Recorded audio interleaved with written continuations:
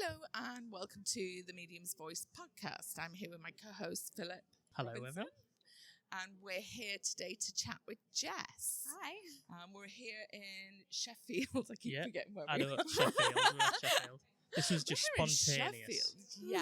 Yeah. So we've just we've just seen Jess, haven't we? And we were like loving her vibe. So we thought we'd come along, have a little chat, and talk about the tarot cards because that's your speciality, isn't it? Do you want to tell us a little bit? Yeah, of course. So tarot to me is something different to I think what a lot of people know tarot as. I feel like what you see tarot in the movies is someone goes to a dark room and it's a woman, she pulls the death card and you're going to die. And that's it. Oh my God. Yeah.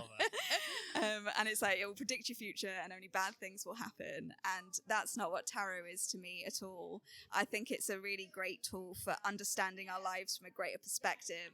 And as humans, we understand images a lot better than we understand words. Yeah. So I think it has this unique perspective of being able to ground really abstract experiences into something tangible that we can take action on.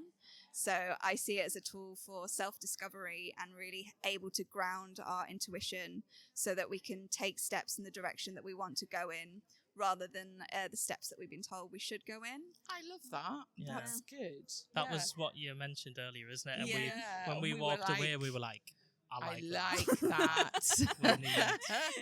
Yeah, because sometimes I think tarot cards can have a bit of a bad name to them, can't they? They stigma, do. Like you said, I think it's the death card as well, isn't it? But it doesn't actually mean that, though, does it? No, death is like, and where it sits in the story of the major arcana, it's like the death, birth, rebirth cycle. So it's letting go of the old so we can make space for the new. So it's not something to be scared of. It is instead something to embrace. Almost like a rebirth. Yeah, exactly. Yeah. And like I see various iterations of it. And in my deck, it's like the death character is blocking off the path that we've been going down time and time again. Right. And it's saying there's a different way for us to go. We don't have to keep trudging the same path. And there's a butterfly to kind of show it will help us transform and grow as part of that experience. Are there lots of different packs, of tarot cards? Lots of different versions? Yes. Yeah. So have the cards all got the same interpretation or? Depending on the images, it will have like a different interpretation. And what people know as the most obvious deck is the Rider-Waite, which was like our modern version of tarot. I think it was conceptualized in like 1909.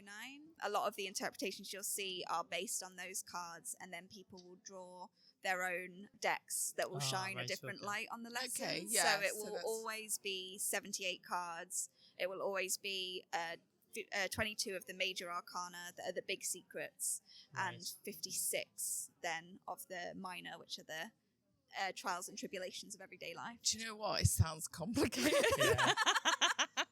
I mean, I don't do the card. Do you I do and I don't. Cards? I kind of like, I use them, but just go with my feeling. I've got the angel cards, which I use, but I have seen the tarot cards, and I've always looked at them and thought, I don't know. See, I find the tarot cards, the ones I'm talking about, they're like a purple packet. I guess that says a lot there. Yeah, I know, sorry, I'm so descriptive. Just like, I think it's just like a generic tarot card set. Yeah, I don't know. But I find them easier. Like, they just seem very easy to me. Whereas some I've looked at, I'm like, no idea. I'm the same. I've looked at some and I thought, God, they look complicated. Yeah. But I suppose, like you say, you're using your intuition, aren't you? Yes. And you're there to interpret. So what's your favourite? Yeah. Oh, so I will also say, I will say that reading tarot, I would say is 60% intuition and 40% knowledge. Right. So I think the cards are dynamic objects that shift and change according to the context and questions we bring to the cards. I like that. They've got their inherent lessons, but they'll change. So I think it's great when you use your intuition. Yeah. But my favourite card is the Queen of Wands. Right. Why is that? And I feel like hopefully I can find her quickly in my deck.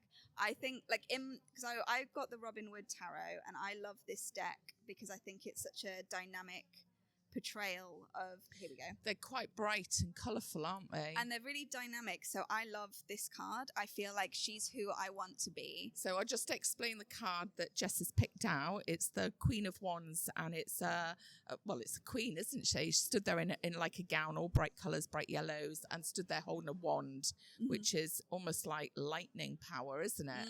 Yeah.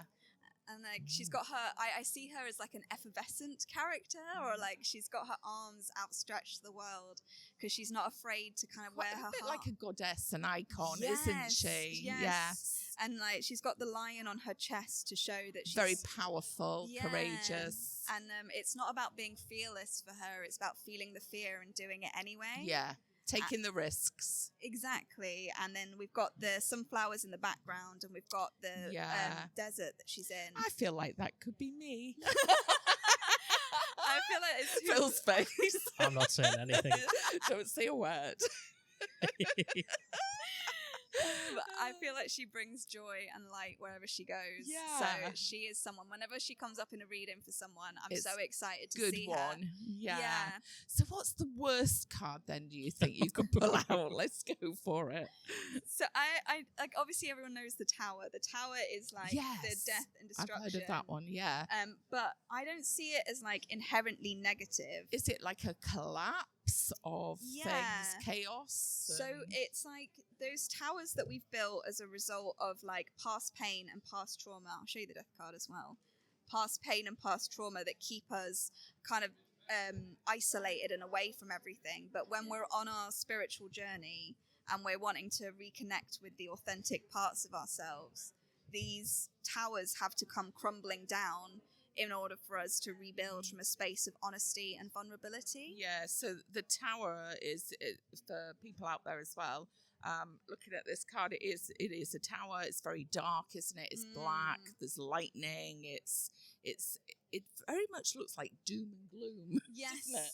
Yeah, it does give that vibe. Yeah, it gives that vibe, doesn't it? Yeah. But I think when the tower comes up, it's a necessary part of our spiritual journey. Yes. It's like we think when we undertake it, when we're starting off, that it's all just going to be like, oh, sunshine, rainbows, we're all feeling Life's great. not like that, Which is not. Yeah. It's like, as you get like more and more in touch with yourself, things kind of become a little bit more intense. Yeah. And I think that's part of it. But then it's followed in the story by the star.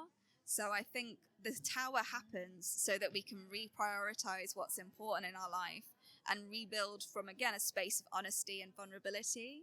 So again, I suppose in a way, when you're interpreting the cards, it depends what card's next to it as well, isn't it? So you really want a positive card next to that one, don't you?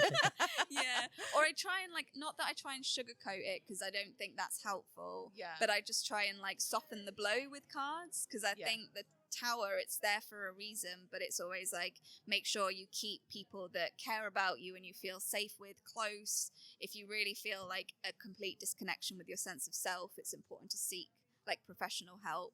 Because it is can be a guidance, isn't it, as well? Yeah. So even though it's quite an intense card, it's it still has something important to teach us. So what does the reverse cards mean then? Because sometimes you see them reversed, don't you? So for me, they could mean a number of things, and again, it depends on the other things in a spread. Because to me, a spread isn't just a cards 3 in a row. There, it's a shape. Right, So that shape feeds into your understanding. But for me, reverse can mean an obstacle in your path and something that's stuck. It can mean the shadow aspects of the cards. So if the Queen of Wands is in reverse, it might mean that you're being a bit too fiery. You're not really stepping into that personal power and letting people walk all over you. Right. Or it's kind of something stuck in your subconscious that's running the show. I'm also under the belief that there's no dogma in tarot, and that if you read for yourself and you don't like reverse cards, you don't have to read in reverse. You can just turn it around. Yeah. I'm just if that's not how you want to read, that's how I am. I'm just that's just me with terrible shuffling, and I'll just put that back and everything will be fine. I used to read mine. I used to just pull out a card. I don't bother anymore though. Yeah. I don't know. You're perfect now, Michelle. Yeah, that's what it is. I think when you have times in your life when you're going through a period, then you think, oh, you know, I could just do with something, just a little bit of guidance, little bit of Exactly. boost today. Yeah. Then I did, but I totally forgot about them, to be honest. Yeah. And they are like you said, they're quite interesting, aren't they? They're quite quite good guidance as well, aren't I've got they? a question for you, if you don't mind, Jess. Yeah, of course. What got you into this? So I loved like Oracle and Angel cards. Like I remember a friend brought them, and I was like instantly in love. Yeah, Right. I've got the Angel cards. They're lovely, Yeah. aren't they? So I have like, it's called Wisdom of Avalon deck, and I loved playing with them, and I found a lot of comfort in them, but I got to a point where I was like, I just want to go deeper. And I was like, oh, tarot, that seems like the next logical step. But then I was like looking at all these cards being like, how am I going to learn all these meanings? There's just so much to them. And I reached a point where I was like, hang on a minute. Everything on these cards are drawn a certain way for a reason. No element on this card exists by accident. So I started asking bigger questions like, okay, so why is the suit of swords called that? What's that got to do with the mind? And what's that got to do with the element of air? So you're going deeper. You went down the into rabbit it. hole. Oh yeah, I've been down so many rabbit holes. Yeah. And I haven't come up for air because it's just, I feel like I could spend my whole life researching the secrets of the cards and just never find the bottom. And I think that's something that really appeals to me because there's just so much beauty in the symbolism in tarot. Yeah. And it is really all about like, I see it as being like a spiritual detective when I see a spread of like uncovering all the clues and piecing them all together. Hey, that's quite good. Yeah, it's a good analogy. yeah. Isn't it? Yeah, I like that. Yeah. So do you think by doing these, it's kind of changed your way of thinking with life as such, or? Oh, definitely. Yeah, in a good way, I hope. Oh, yeah. Yeah. I think because I'm always someone who's followed their energy and followed their curiosity. Yeah. And I think tarot is something that's really helped me do that and like pay attention to like signs from the universe. Right. Because like you see something in a spread and then something gets repeated and you're like paying more attention to that. Synchronicities. Where Exactly. We talked about that before. That a lot. Synchronicities. Yeah. And actually the name of my business, like Patterns and Synchronicities, is like what I love is seeing the patterns in the cards, but then also seeing the synchronicities in your life as a result of it. And I think also going deeper into the cards has taught me a lot about like how to accept the uncertainty of life, because I think like at the crux of it, that's what tarot really teaches you is like life is difficult, life is challenging, but like how do you still find peace? How do you still find joy in amongst the turmoil of life? So I think there's some really interesting lessons within the cards that have helped me navigate some really difficult times. And it's also helped me, like helped other people I know when I do my readings for them. Like it's so beautiful and joyful to see them connect to it and feel like empowered to do something positive and joyful in their lives as well. Yeah, and at least you know that, you know, when they go out the door, that they've got that guidance, that little bit of hope, isn't it? That comfort as well that you've been able to give them as well, which is really nice. How it helps people through life, isn't it? It does. How long have you been doing it for? So I've been doing it like for a hobby for like 7 or 8 years, but it's like a business about 4 years. Yeah. Right. But properly I'd say like 1.5 years, 2 years. Oh, that's okay, right. I love it. So what's the name of your business? Patterns and Synchronicities. Lovely. That's what I love about. Again, what I love about tarot are like the patterns and the spreads and the synchronicities. Yeah. Well, anybody that wants to have a tarot card reading with Jess, we'll pop that up on our we'll put on our page Facebook and stuff page, on our and website you and can stuff, see more or chat with Jess. Yeah. So it's been lovely speaking with you. Yeah. I've got one quick question before we wrap up, because everyone's packing up now. I know we kind of just so I was just spontaneously look. But one thing I was going to say is I've got 2 questions actually. Go ahead. So one of them was, how often do you think people should get a reading? Because we're obviously mediums, and we get some people that come who want a reading all of the time, but we have to kind of say no. that's not really appropriate. Do you know what I No. mean? It's not healthy for you to have that. So how often would you say with tarot? I'd say like 6 weeks minimum. Right. But the way I read is like if I'm looking into the future, I can look into the next few months. So it's like, because you can see the outcome of your current actions. So I say 6 weeks to 3 months between is like perfect, because otherwise it's like what you say. It's like I think you're looking for a particular answer that you're not gonna. You're not getting. Yeah, because it can't give you like. In my opinion, tarot can't be like, and this is what's going to happen at this point, and these are the steps that you take. It's like it gives you bigger questions to ask yourself so that you can map a way forward. So when you get to that point of the outcome, you're like, all right, I want to try something else now. Yeah. Sort of helps you look at the bigger picture, doesn't 100%, it? Yeah.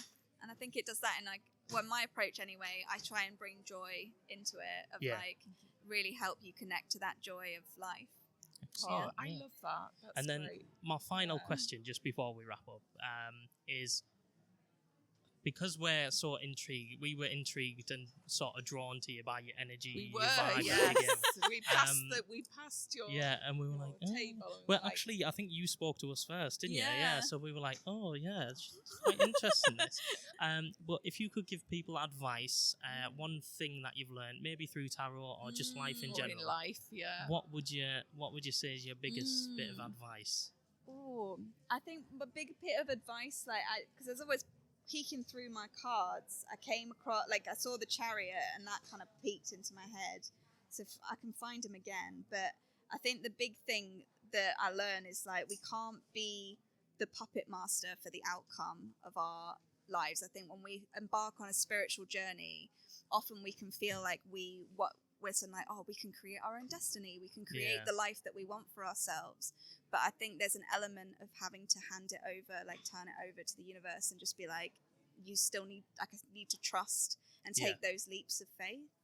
And I think this Chariot can be when we put our good intentions out into the world with the man playing the harp, but these unicorns are wanting to go in the directions they're wanting to go in, and it's creating all this dust.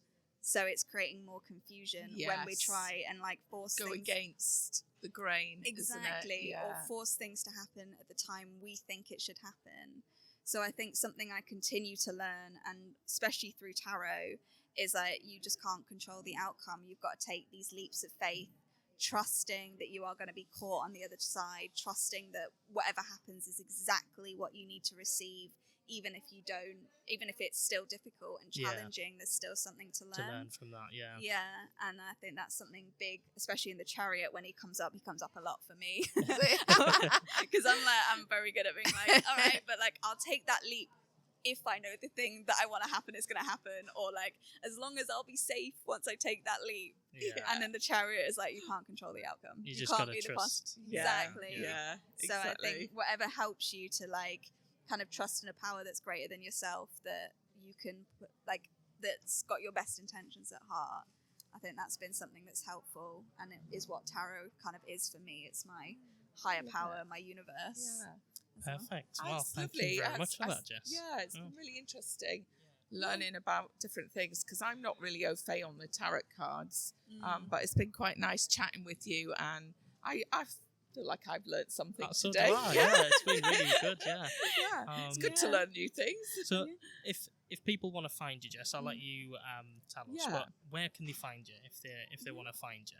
Where's the best place? I have a website, which is I'm sure you put it on the thing. Put it on our page. And you can book a reading through there. I also run workshops. They're mainly in Sheffield, as well as like teach tarot 1-to-1. So I teach it from a way of like understanding the symbolism, understanding the stories, and like fun exercises to connect you to your intuition. And you can also find me on Instagram. And Pinterest, where I post some spreads as well. Oh, excellent! Yeah. I have to say, it's been really, really nice chatting with you. Yeah, thank you very much. Really thank you fun. for coming on. And thank you for joining us. And for any of the listeners out there that want to get in touch or learn more about tarot, we'll put the details on the bottom of the episode. And if you've got any experiences of tarot, please do comment and let us know. I definitely recommend Jess. Yes, so would I. Thank you. Thank you very much. Thank you so much. Thanks.